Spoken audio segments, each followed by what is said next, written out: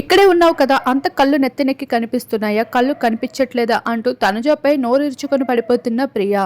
ఇక ప్రియ అప్పటి వరకు మాట్లాడుతూ కిచెన్లోకి వస్తుంది. ఇక అన్ని వెతుకుతూ ఉంటే అంతలోని గిన్నెలో కొన్ని ఆరెంజెస్ కనిపిస్తాయి. ఇక మనసుకి ఒకటి లెక్క ఉంటే ఇన్ని ఆరెంజెస్ ఎవరు దాచిపెట్టారు, అది కూడా ఇక్కడ తిరుగుతూ ఉంటే కనిపిస్తున్నాయి. మీలో మీరు దాచుకోవడానికి ఇదంతా చేస్తున్నారా అంటూ తనుజని అలానే కెప్టెన్ అయిన సంజనని క్వశ్చన్ చేస్తుంది. ఇక సంజన అయితే ప్రామిస్గా చెప్తున్నా నాకు తెలీదు అంటుంది.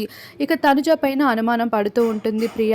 నీకు కళ్ళు కనిపించట్లేదా, ఇక్కడే ఉన్నావు కదా అంటూ తనుజని క్వశ్చన్ చేస్తుంది. ఇక తనుజకి ఫుల్గా కోపం వస్తుంది.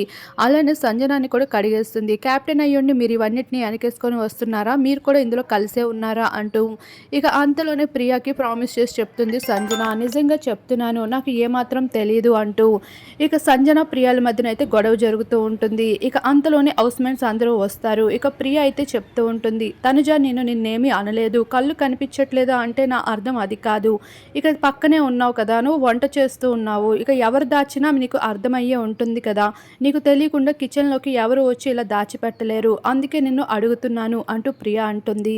ఇక ఆ మాటలపై ప్రియపై తనుజ కూడా గట్టిగానే ఫైర్ అవుతూ ఉంటుంది. ప్రస్తుతం అది ఎవరు దాచిపెట్టారని ఇంకా బయటపడలేదు. ఇక మొత్తానికి అయితే దీనికోసం లైవ్లో గొడవ అవుతూ ఉంటుంది. ఇది ఎపిసోడ్లో అయితే ఖచ్చితంగా వేస్తాడు బిగ్ బాస్.